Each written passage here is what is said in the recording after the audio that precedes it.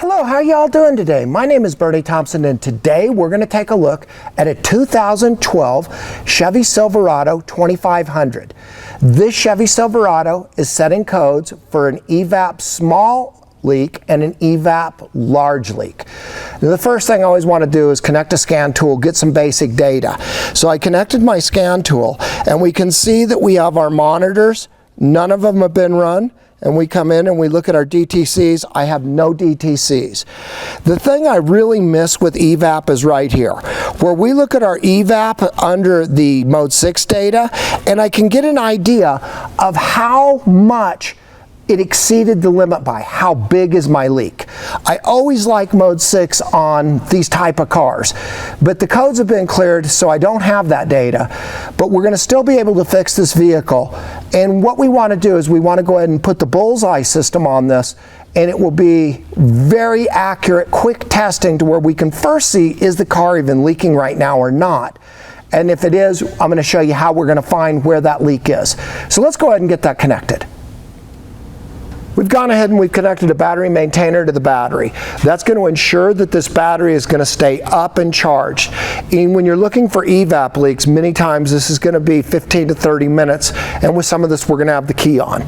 So we definitely want a battery maintainer. It's also a good idea, if it's possible, to have the vehicle on a rack where you can raise it up, because most of the EVAP system, or the fuel handling containment system, is under the vehicle. And to find the leaks, we're going to need to be under the vehicle to look at that. We're going to put in a CO2 system. So this is carbon dioxide, and what we're going to do is we're going to feed it through a low pressure regulator, and this regulator is going to regulate the CO2 in to less than 1 psi. 25 inches of water to be exact is what we want to feed into the system. Now that will charge the system, and if we have any leakage where it's coming out, we're going to be able to find that with our leak detector. So the leak detector, we're going to go around and we're going to find where this CO2 is leaking. You would use this very much just like you would do an air conditioning system. And you're just going to go around very slowly, and it's always best to probably have this on medium. On high, I'll find a really small leak. And I might find a leak on an EVAP system that's not going to be my problem. It's a small leak that occurs, but we're looking for a little bit bigger leak on EVAP systems. So I'm going to set this up on medium, and if I can't find anything, I might go to high, but pretty much I want to use the medium. That's going to give me a better indication on this system. Once I find the leak, to double check where it is, I'm going to spray a foam base on this leak. So I find the basic area of where it's leaking, I'm going to spray foam on it. The foam is going to change color from pink to yellow. That will indicate the exact point that the leak is occurring, and then we'll know what we're going to fix. It's very handy to do. The other thing that's going to be really useful for us on this vehicle is to be able to control the vent and the purge. So this is a smart control, and this smart control, we're going to hook it up to the vent and the purge, and I don't need any wiring diagrams. All I got to do is back probe the two wires. Once I do that, I can turn these solenoids on and off, and by watching the gauge assembly, as you're going to see, we're going to be able to figure out if either of these valves are leaking, and we'll also be able to do some other things. So let's go ahead and get this system set up so we can test this vehicle.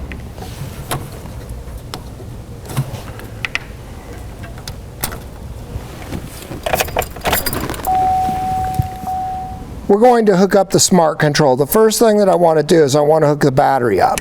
This will take the battery power from the vehicle, and then we're going to be able to utilize it to control the vent and the purge. We're going to take the two vent wires, they're yellow, and we're going to put them in. Now either one goes to either place. This is a smart control, so it's automatically going to figure out which is the power and which is the ground, and then we're going to be able to control it. We're going to go and do the purge the same way. So we're going to hook it up, and now we're going to be able to control the purge. So now I have control of the vent and the purge. So let's go ahead and connect the other end of these wires up to the vent and the purge. When you're back probing the purge, When you get the wires back probed, you'll get the green lamp on. The green lamp is an indication that I have a circuit connection now. Now I can put them on and it will show me which circuit it activated. This is a smart control, so you don't need to know which one is control and which one is power. The circuit will automatically figure that out and it will allow me to control it. Always test this when you're doing it and make sure that it's working, and I can hear it clicking as well as me doing this. So now let's go ahead and get into the vent system and do the vent.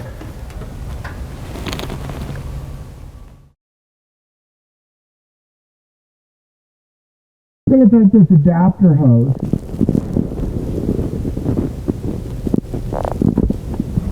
and we're going to pull the line from the purge off, and we're going to use this. This is a fuel line kit that I have, and then we're going to just connect this right on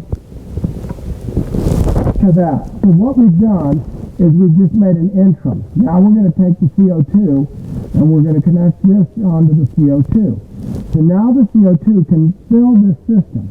Now we need to do one more thing, and that's that we need to pull the line off of the purge. So if we're filling this and this valve is leaking, you're going to know it leaks.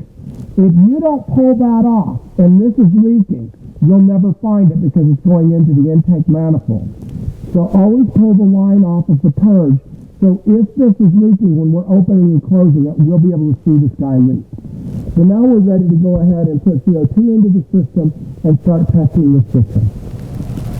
We're going to use a large bottle of CO2. The Bullseye kit comes with adapters that will adapt this to a big bottle or a paint bottle or the small bottles that come with the kit. It's always the most economical to use the big bottle. The adapter comes with the system. The first thing we want to do is open this up, and then we want to adjust the high pressure regulator to 80 psi. The next thing we want to do is we want to come over here and we want to adjust this to 25 inches of water. Now we're going to open this up and we're going to close this. Open it up and close this. And is what we're trying to do is get right up towards the 25 inches of water, that is. So here we're set. So now we're going to take this line and we're going to get this line connected to the hose assembly that we put on earlier. So let's go ahead and do that.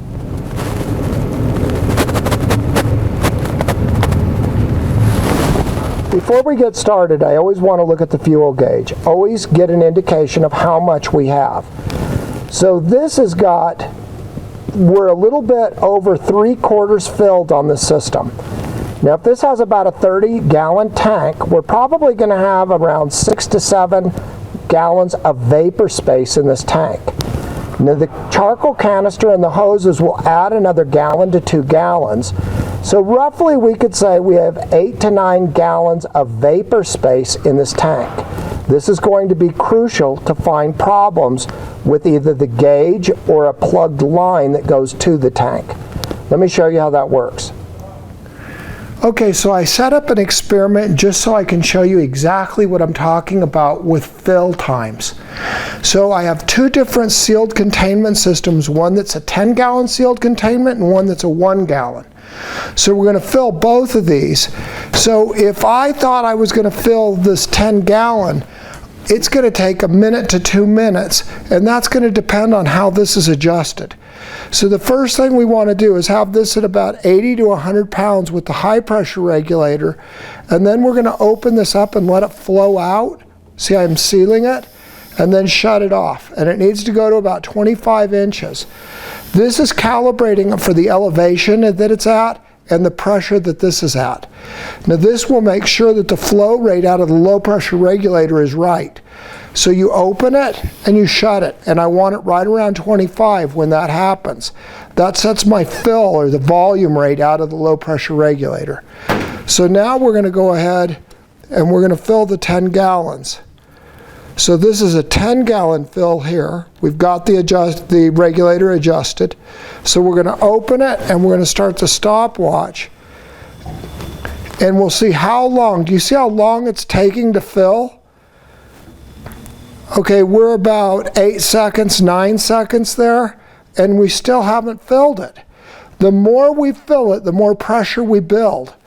So the volume to pressure, that's really what we're dealing with here. How much volume, and none of these low pressure regulators are going to have real high volumes coming out of them. If you have a really high volume, you can't control it. So it would overshoot. So the low pressure regulators, any kind of low pressure regulator is going to have a real low volume. So we're still coming up. We still haven't filled the system. We're at 42 seconds. 45 seconds, 48 seconds. So it's going to take a minute to 2 minutes to fill 10 gallons. And it might take longer than that depending on the regulator and the pressure assembly, the high pressure and what it's adjusted at. The higher the high pressure, as long as I flow test this, it'll always come out about right if I set it at 25. But this is to fill 10 gallons is going to take 1 to 4 minutes depending on the regulator. So if I'm filling 10 gallons, I'm expecting minutes to go by to fill it. So if I was looking at my gas gauge and I'm trying to figure out my vapor space and I figure I have about 10 gallons, you know that it's going to be what? It's going to be a couple of minutes. That's 1 minute and 30, and we're just coming up to pressure now. We still haven't hit the pressure. When you hit the pressure, you'll be in the green. So again, this is just an example. So what I want to do now is we're going to go ahead and shut this off. We're going to take this off.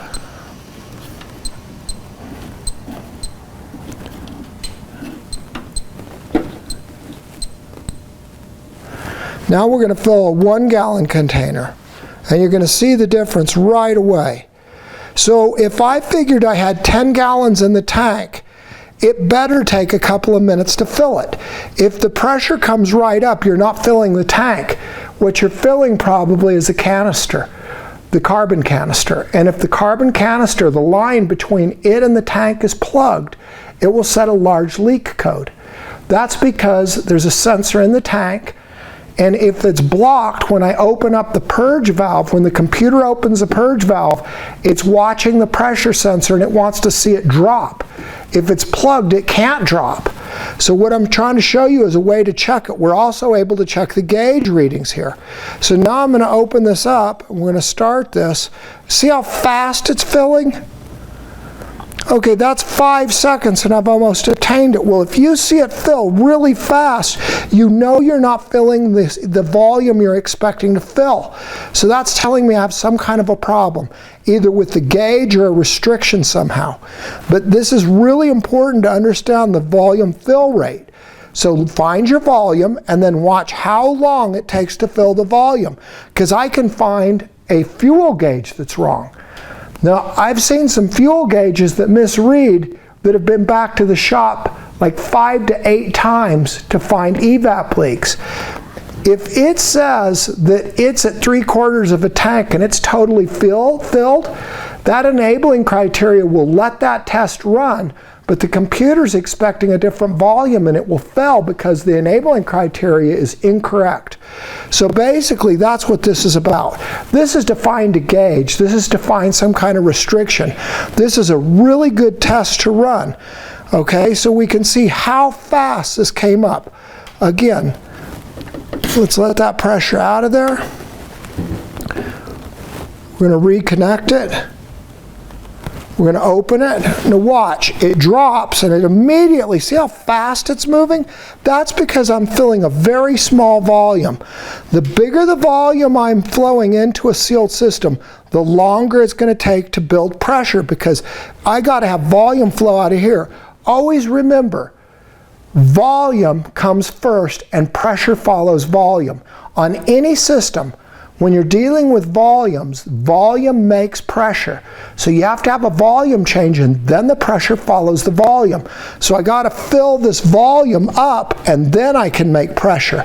That's what this is about. So here we can see the difference, and I just wanted to set an experiment up here where you guys get the idea when you're filling a tank what you're expecting from the gauge. If I'm expecting 10 or 20 gallons, you know it's going to be minutes to fill. Well, if it comes up in seconds, you know you're not filling that volume. Now you know you have some type of a problem, and you got to figure out what the problem is now. You don't continue, you got to fix this, because now you know you have a problem. And these type of problems will set large leak or small leak codes, and they are extremely hard for shops to find. This is a real simple method to find these type of problems.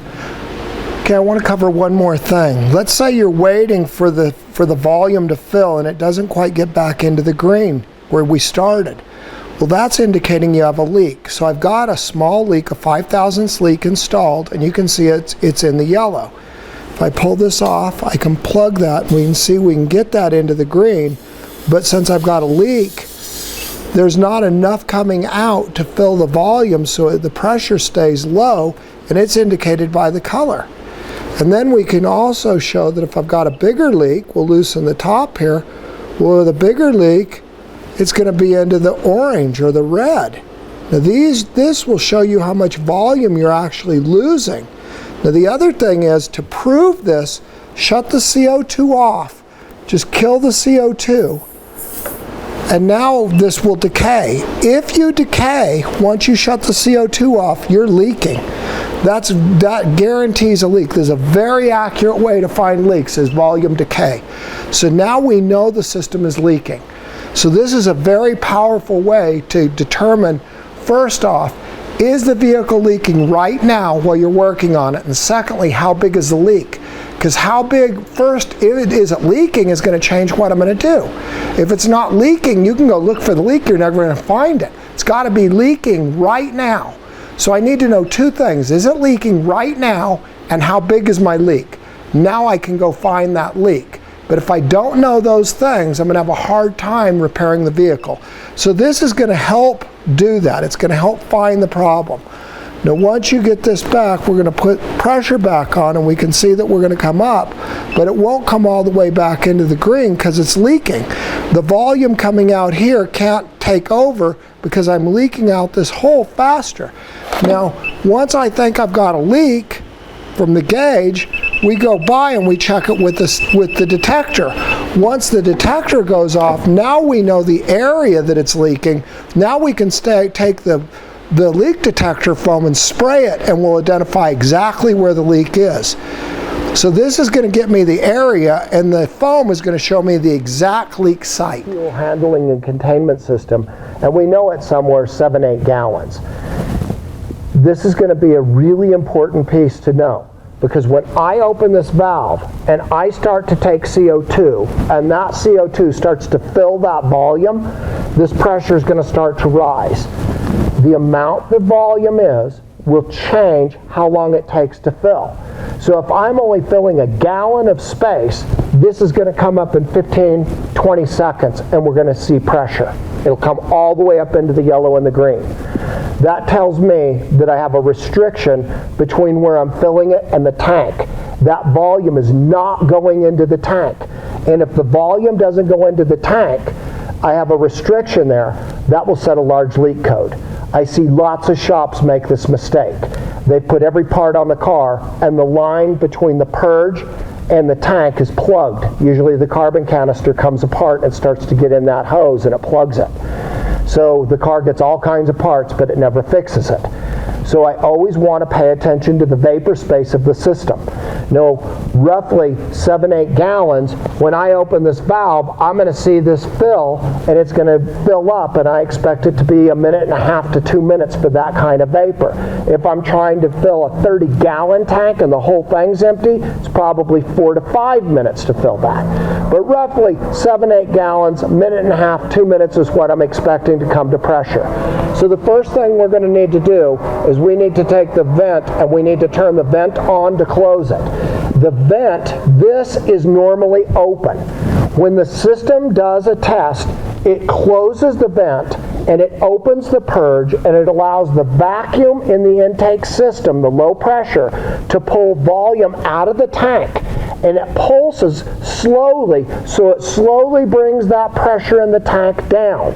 And it brings it into a target, or a negative pressure of vacuum, in inches of water, and then both valves are held closed. Then it times how long that pressure stays there. If the pressure starts to decay towards atmosphere, it shows I'm leaking. If that pressure holds, it shows I don't have a leak. Since this system set a code, when both valves were closed, something changed the pressure in the tank. So that's what we're looking to do. So first we close the valve. The purge is normally closed. So this system right now is a closed system. So now is what I want to do is we want to go ahead and open this valve, and we want to set a timer. So we want to time this. And I'm expecting this to take some time to come up to pressure, a minute and a half or so. If this just comes right up, it shows I'm filling a very low volume. And if I'm filling a very low volume, it's telling me that pressure isn't getting into the tank. It's restricted between where I'm putting it in this case, at the purge valve, and the tank itself. Usually the carbon canister comes apart and the really fine particles of carbon start to plug that line. It's a pretty common problem. I see it from time to time. It's really tough to diagnose it when you don't understand how the systems are in operation. So we can see that we're at 40 seconds and we're still coming up. So this is filling the volume space that I would expect. The next thing, I'm checking the fuel gauge. Many times, if the fuel gauge was misreading and someone just filled the tank all the way to the top, and that fuel gauge says it's half a tank or it's 3/4 of a tank, this system will go and it will let the test run. But the calculation now is saying it's, let's say, half a tank, but it's filled. So I don't have as much vapor space, and I can set a false code because I let the system run a test when it shouldn't. Normally, you don't test if you're above 85% of a filled tank. So I want to sort of get an idea as well if, for say that I've got a bad gauge. I want to check the gauge reading, and this is one way to check the gauge reading. So basically we're at 1:40 and we're still building, so roughly we're filling the right amount of volume. And what we want to do is we want to let this volume get all the way up, and when it gets all the way up, what we're going to do is we're going to shut the valve off, the high pressure, and there's a shuttle valve in here that will come across and it will shuttle and close it. Then this gauge is teed into the tank so I can watch for a decay. The negative pressure, a decay drop, is the most accurate way to test one of these systems. It's the way most of the OEs are going to test it. So that's always a good thing.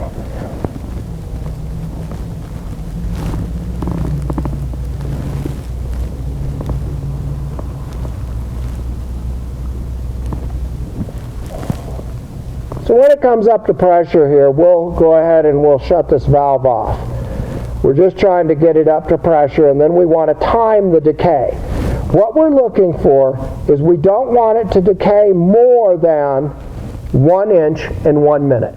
If it decays, really it shouldn't decay any, but if it decays more than 1 inch in 1 minute, this car has got a leak that you're going to have to fix or it's going to come back. So 1 inch in 1 minute. Now I'm going to calculate that different. If I'm filling a whole 30 gallons, the whole tank is vapor space, I'm going to give it way shorter than a minute. It shouldn't drop at all.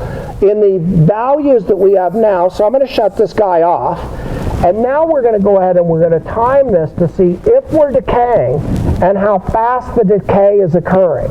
If we're decaying, then is what I want to do is we want to figure out how big a leak we've got, and is the leak currently leaking right now? If this doesn't leak, if there's no leak here right now, do you see you're not going to find it? You can smoke it, you can CO2 it, you can do anything.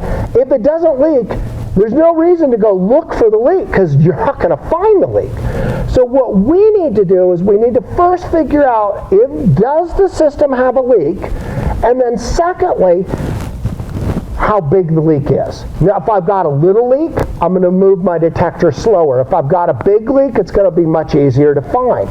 So depending on how much I leak down and what my leak rate is, is the question. So that's about a minute, and we've only lost just about a half an inch of water. Now, just shutting the system off and all will drop a little bit, and that's normal. What we don't want is to have a large leak where it just starts to fall away. So we're trying to get an idea on how big our leak is, and do we have a leak right now that we need to go and look at. And so that's the idea of this whole gauge and this whole system that we're using. So basically that's a minute and 30, and we're still at about half an inch of water. So we'll go ahead and we'll give it a little bit longer to see what we get, but this isn't much of a leak. This isn't going to set a code on the system right now. So it is leaking, and we can find a very, very small leak with this bullseye. So that was one of the tips that I was giving in the beginning, is you might want to start looking with a medium size. That way the detector's not as fine. When you got this on high sensitivity, it will find air conditioning style leaks, very, very small leaks. That might be something that you really don't want to find because it's not setting your code. When I've got the detector set in a medium range, it's going to look for a bigger leak. When those go off, it's more like what I'm looking for from EVAP. So we're not quite, we're almost at 1 inch of water, and we've got almost 230 on it. So this is a really small leak that we've got right now. And I don't think that the leak that's there right now is a problem that's going to set a code. So I want to do something else. I want to go ahead and we want to activate the solenoids, and we're going to turn them on and off, and then we're going to watch the gauge, and I want to see if we get decay after we've done that. So let's go ahead and we're going to activate the solenoids while we watch the gauge, and we're going to see how to do this. Okay, so what we want to do now is we're going to go ahead and we're going to take the purge, and I want to turn it on and then off really quick. And it's what we're waiting for is after I've dropped the pressure, does that gauge, does it drop? In other words, does it decay? Again, we're going to turn it on.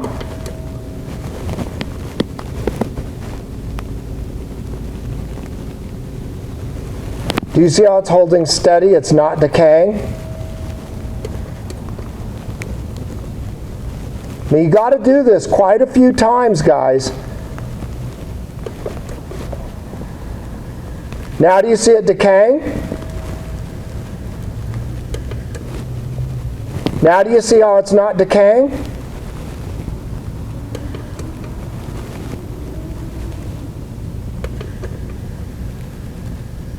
Now it's decaying. Okay, guys, is what the problem is that purge valve is bad. It's intermittently seating. So this is the way you find intermittent valves. Both the purge and the vent can be tested in this manner.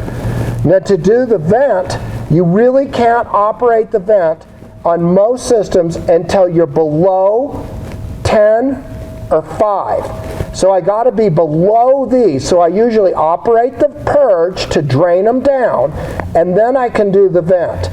Now we're not going to be able to do the vent right now, obviously, because the purge is bad. So to test the vent, I'm going to go ahead and I'm going to plug the purge. I'm going to take that line and I'm going to plug the purge, because that's the only way that we're going to be able to do this, and then we'll charge this up. So let's go ahead and plug the purge off so we're not connected to that. So what I want to do is I want to get rid of the purge valve. So this goes to the purge, this goes to the tank. I'm going to take another hose that's just a straight hose, and now we're going to take this guy off of here, and we're going to put this guy on here. Now what this is going to be able to do is this is going to allow me to test the vent system, because I want to make sure it's not leaking either. So now that we've got this just going to the tank, let's go ahead and test it. So the first thing I want to do here is we want to be watching the gauge, and we want the vent on, and then we want to go ahead and we're going to turn the high pressure regulator on, and we're going to get some volume in here. Now what we want to make sure is that we don't get more volume in here than about 5 inches of water. So I want to just have some in here. If I get much more than 5, this valve won't open. So now we want to turn it off.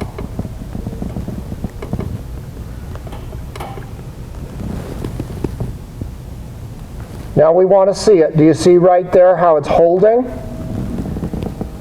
Turn it off, turn it on. We're going to refill it. You got to work these valves multiple times to find these kind of leaks.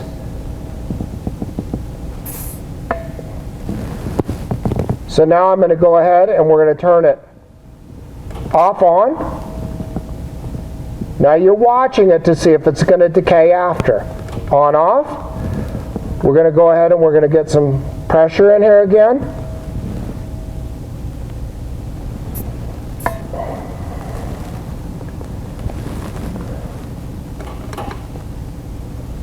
Now you can see that it's not dropping any here. So once we've opened it and we close it, what we're interested in is after it closes, can it obtain that close? Now you can see that this vent valve is working. It's sealing and it's doing its job. The valve that's bad on this vehicle is the purge valve. So the purge valve is going to need to be replaced on this Chevy. Okay guys, on this Chevy, you really need to understand what we just did. We looked at this system before we ever got caught up in looking for a leak. This system didn't have a leak. Now it has a little bit of a leak, but these aren't air conditioning systems. Lots of these systems will lose a ½ an inch of water over a minute or two. They're not totally sealed. Now some of the PZEV cars, they're really sealed, but this isn't a PZEV car. So do you start to see the first step that you need to do on these systems is you need to see, did it even leak? I go to shops and they're working on the car and it doesn't even leak. If it doesn't leak, you're not going to find it working on it. You need to be able to have some knowledge of the system. Fill and charge the system. Now watch to see if it leaks. It is a very accurate way to find leakage or to know it's not leaking right now. Because if it's not leaking, I'm not going to raise the car up and go look for a leak because you're not going to find it. The decay method will show you how much is leaking really quickly, really accurately.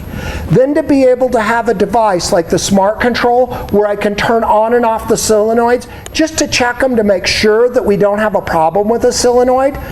This is a really effective way to find evaporative leaks in your shop. If you follow these simple steps, you too will be successful troubleshooting in your base.